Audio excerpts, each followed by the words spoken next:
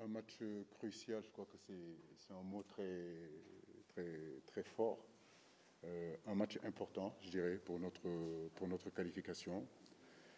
Nous avons envie de finir premier de cette poule-là pour plusieurs raisons. Donc, pour que cela puisse se faire, il faut effectivement qu'on approche les 3 points.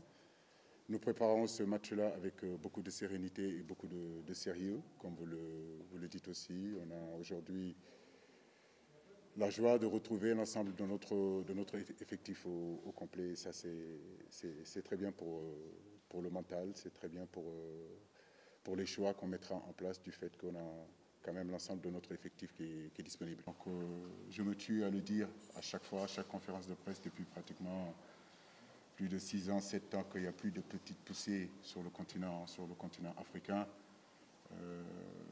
Souvent, on parle de favoris, mais en réalité, le football d'il y a 20 ans et le football d'aujourd'hui est vraiment différent. On a vu les résultats dans ces débuts de CAN.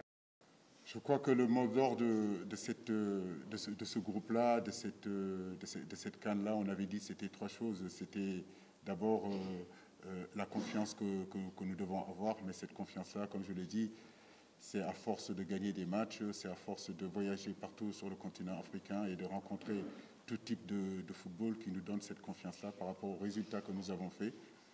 On avait dit aussi des ambitions, donc ça n'a pas changé. Nous sommes toujours ambitieux, le Sénégal reste toujours ambitieux. On a envie d'aller au bout de cette compétition-là, malgré tout ce qui a pu nous arriver en début de compétition. Certains diront que c'est des excuses, mais en réalité, on n'a jamais cherché d'excuses. C'est les réalités du moment. Le peuple sénégalais nous regarde. C'était important pour eux de leur dire ce qui se passait réellement dans leur tanière, dans leur équipe nationale, parce que c'est ça notre rôle. Mais en aucun cas, on a cherché des excuses. Donc, je parle bien d'ambition. Et puis, bien sûr, humilité. Humilité, pourquoi? Parce que nous respectons tout le monde. Je l'ai toujours dit. Parfois, on m'a dit que je manquais un peu d'ambition. Mais nous ne manquons pas d'ambition. C'est l'expérience aujourd'hui, depuis quelques années, en tant que footballeur et en tant qu'entraîneur, qui me permet de dire qu'il n'y a plus de petite équipe.